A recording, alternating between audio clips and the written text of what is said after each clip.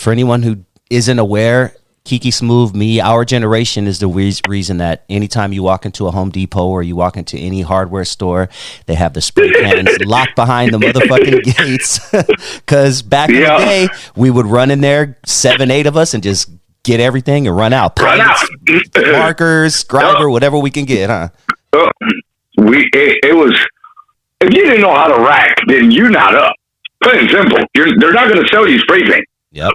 You know, 14 you're 16, 17 years old. Yeah, they're not going to sell you the spray paint. So you got to pretend that you're in there wandering around and then just racking the shit and then running out with that motherfucker.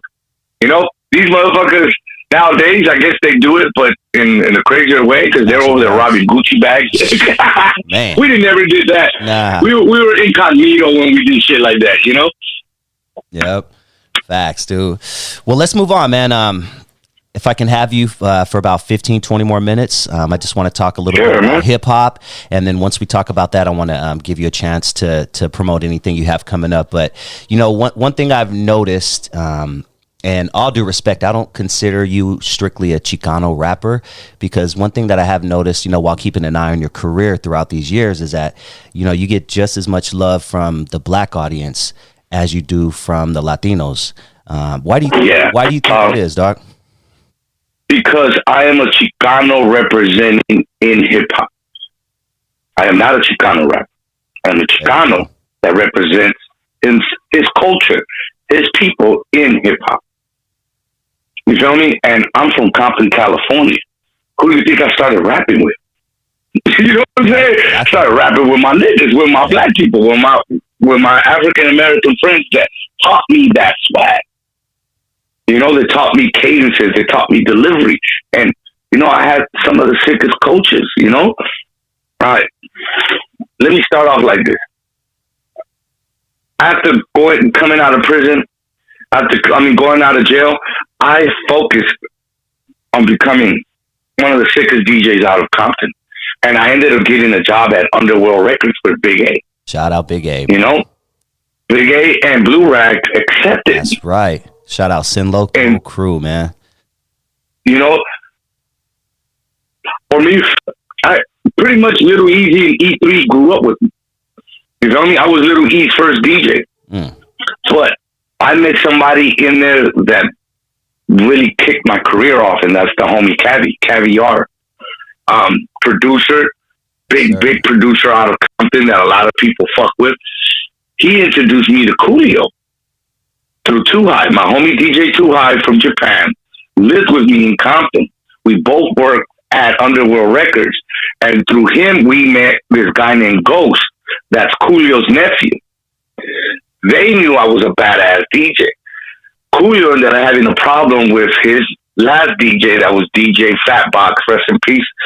I get a call. I'm on the block pushing Chronic. So you motherfuckers that don't know, Chronic was like the Kush back then. Yeah, it was. You know what I mean? It was like the Kush back then. And you could sell, and we would sell, you know, $20 grams. You're making real money. Bucks, yeah. Yeah. And it's, you know, it's like almost like crack cocaine because people kept coming back. So, you know, so I'm chilling, and here comes my little brother in a skateboard. Hey, someone's at the phone named Ghost that said it's an emergency. I used to buy the Chronic from Ghost. I'm thinking, man, what can you probably read up, and I still got a lot. He said it's an emergency. So back in those days, there was no cell phone. So you got to go all the way to the house to call somebody. Feel me? So, I mean, I just lived a block away, so I jumped on started footing it back home. I give him a call, and he tells me that Coolio wants me to DJ for him for one show. So I was like, sure. You know, I've never really traveled out of my house, you know, out of Compton. So to me, I was like, what? Yes. I go. He flies me to Texas. Damn. After he found out that I'm from Compton, that I grew up in his neighborhood. I went to school in his neighborhood. Yeah, Mona Park Crips. So after he found that out, I literally got the job just on that. Nice. You know? So he would make us freestyle. before the show to calm his nerves down. And I'm like, yo, Coolio, I'm a DJ. I'm not really a rapper, bro. He's like, nah. You're going to learn. We all going freestyle. Even the road manager and the bodyguard had a freestyle. And I ended up touring with Coolio for 5 years. So those 5 years, I didn't know that. was really like rap training and learning how to be a superstar performer. So imagine I toured with this man, watching him perform in mega arenas. Because he was a performer, dog. He was a pop star. He was not just a rapper. He was a pop star, dog. Nah, this man will pull up in a 6'4", get out, and they will open the trunk, and a lot of bitches will come out. Then Coolio will come out. Like, we had real shows, bro. It was not no, a rapper up there holding his balls. Yeah. Nah, man, we were one of the greatest entertainers, bro. And I learned how to entertain because I was Coolio's DJ. That makes a lot of sense. When you see me up there, I'm really imitating Coolio. Yeah. I'm literally being Coolio and Ghost, because those were the guys that I would see. And this is Coolio already after Gangsta's Paradise. So they were putting us up with Mystico, Petey Pablo, all these people that were popping. Damn. And we had to outdo these people. Yeah. The next day, it will always be us on the paper. Coolio's back with it, you know what I mean? Because of the performances we were giving. So when I decided to start rapping, Coolio went to my first ever fucking show. And he told me, you got it. You got it, bro. You figured it out. Good luck. I will never forget what he told me. He said, good luck, because it's a long road. I told him, I'm willing to take it. Gigs were getting slow, so I wanted to do something different. I wanted to become an MC, and I started practicing on my craft. And the people that craft me was my black friends. That's why my swag doesn't sound Chicano, and all these years of rapping in English, I got my respect from my black people, but I was never getting the respect from my Mexicanos. Because I wasn't black enough to be black. I didn't sound black enough to be black, and I didn't sound enough Mexican to be Chicano. Facts. You sound like a dude from the hood. I wouldn't know what you are if I didn't know you. Yeah, and the Chicanos were not having that.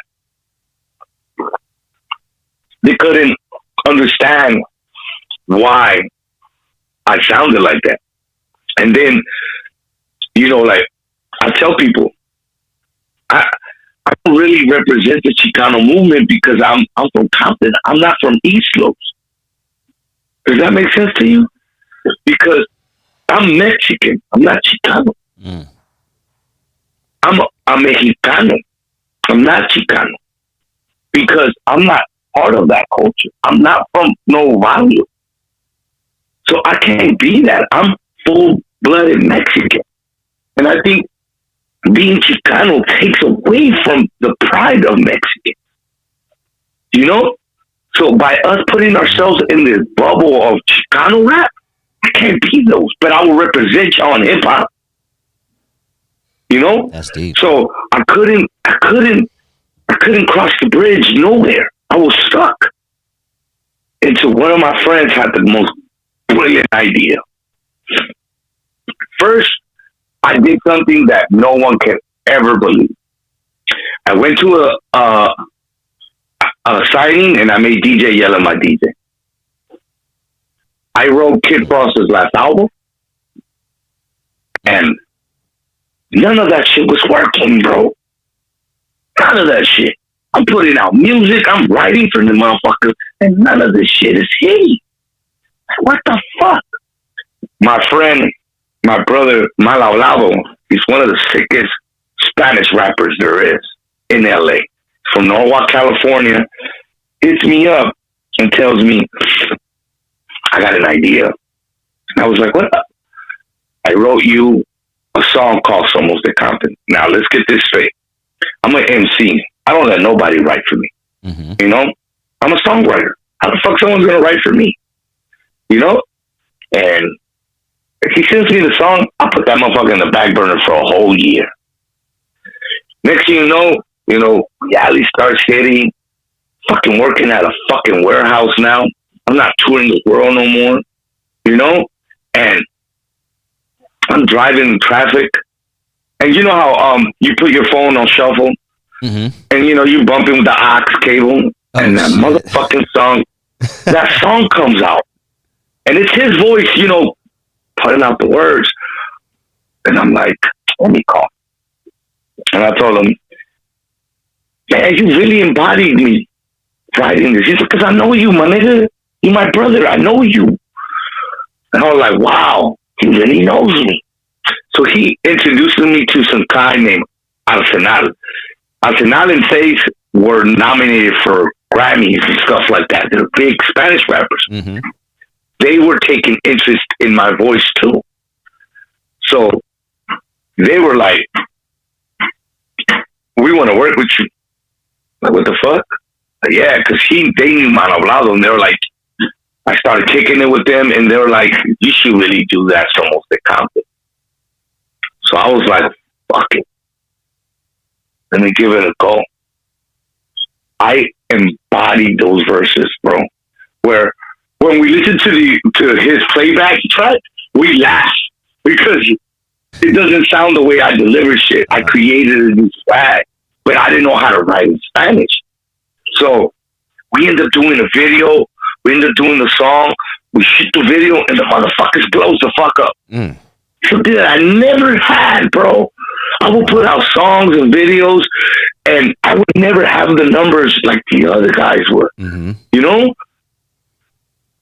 Next thing you know, this motherfucker's hitting, and Man Hablado's like, well, I'm not going to continue writing for you, bro, because you're better than that. I've never wrote a fucking song in Spanish. You feel me? Yeah. But I wasn't going to give up. So I started hanging out with Arsenal and Faith, and they helped me write 2 songs.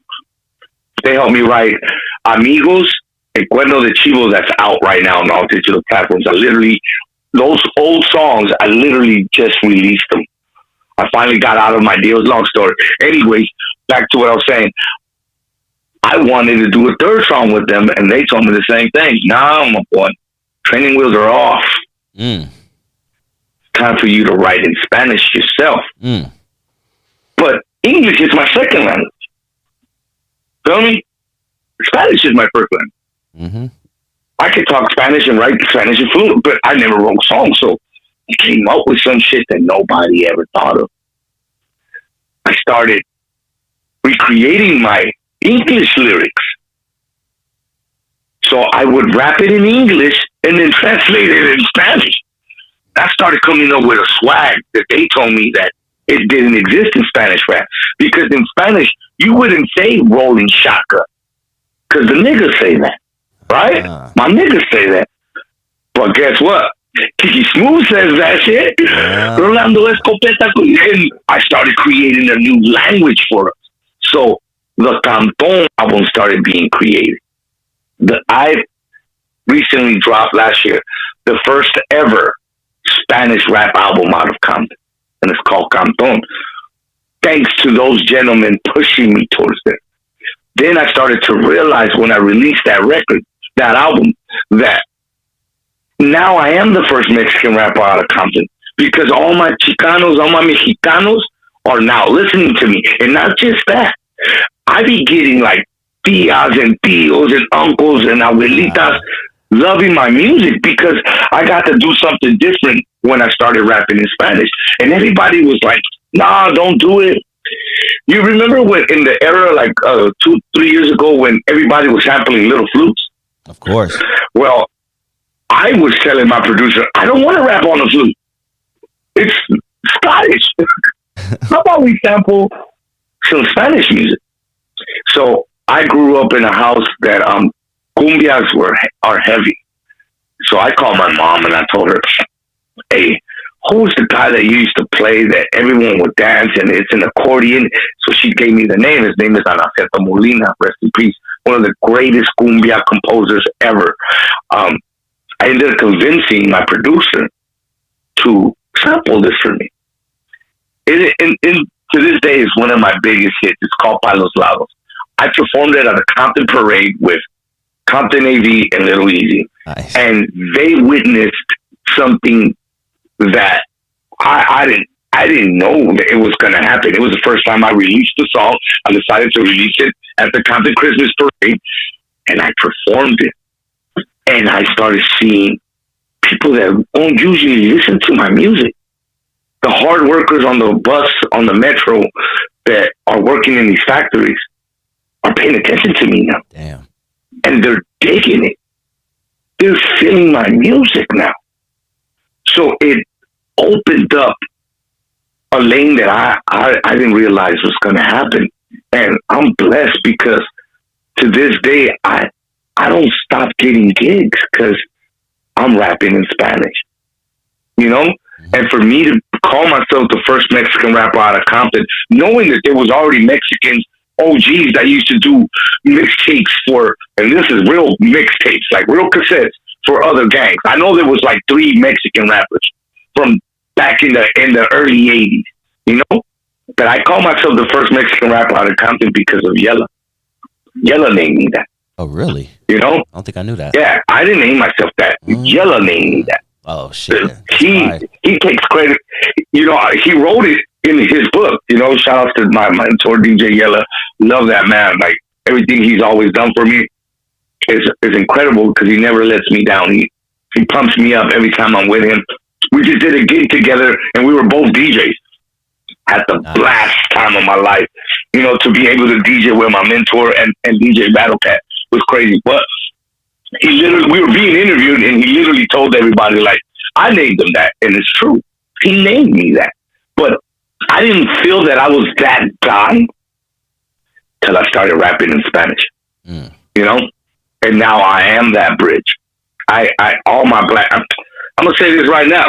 Me and Second and None are about to go do a song, and they're going to rap in Spanish with. What? I released a record. Shout out KK and D. Look, on that Compton album, I have a song called Peligrosa. And I wrote Eric's verse on there, and I got him spitting in Spanish too. Because I know how to swag out for my black friends. And I know how to use the words in Spanish that they will be able to pronounce right. Yeah. You know? So that was easy. When I saw KK and D at the Easy thing, they told me they wanted to get on a song with me and do some Spanish shit. So to me, rapping in Spanish, I became that bridge for my black friends because they know me that well. Because of all the years I was rapping with them. You feel me? So everything that happened to me was supposed to happen to me. All the downfalls were supposed to happen to push me this direction. Now I'm doing festivals where these older ladies are telling me my shit is dope. Not these kids that don't care about music. I'm talking about people that I never thought were going to be listening to me. You know? So to me, I am the first Mexican rapper out of Compton. And I proudly say that. You know? That's what's up, dude. Hell yeah, man. Dude, Kiki Smooth. It's definitely been a pleasure, man. I'm glad we got a chance to connect. But before we go, I got to give you a chance to promote anything you got coming up. Take as long as you want. You know, any shows, any music, anything, man. The floor is yours. I have 2 projects out right now. It's Golden Brown project. That's me and my cousin rapping back to backs like Run DMC style. Nice. It's called Golden Brown, and the whole album's in Spanish. Okay. So you literally gotta know both languages to understand the whole song. And I have also an album out right now called Primo. I just released these projects back to back. Primo's out right now on all digital platforms. And on January 16th, I am dropping my new single called Evolution. I gotta see you at the release party, Dusty. I am gonna be keeping you guys updated. It's one of my greatest creations. I took the corridos that are going on right now and turned it into boom bap. It's the most craziest shit. Oh, dog. The most craziest shit. I performed it last Saturday for the first time in front of a gang of fucking essays, and they thought it was going to be a corrido track, and then it just turns into this gangster boom bap, and they loved it. They loved it. I am going to be performing at the Compton Christmas Parade, December 23rd, with my band. So if you're in the city of Compton, come to the Christmas Parade after party at Wilson Park, right there on Alameda and Compton Boulevard, and come check me out. I'm going to be giving out gifts. I'm going to be doing a lot of things in the year to come up.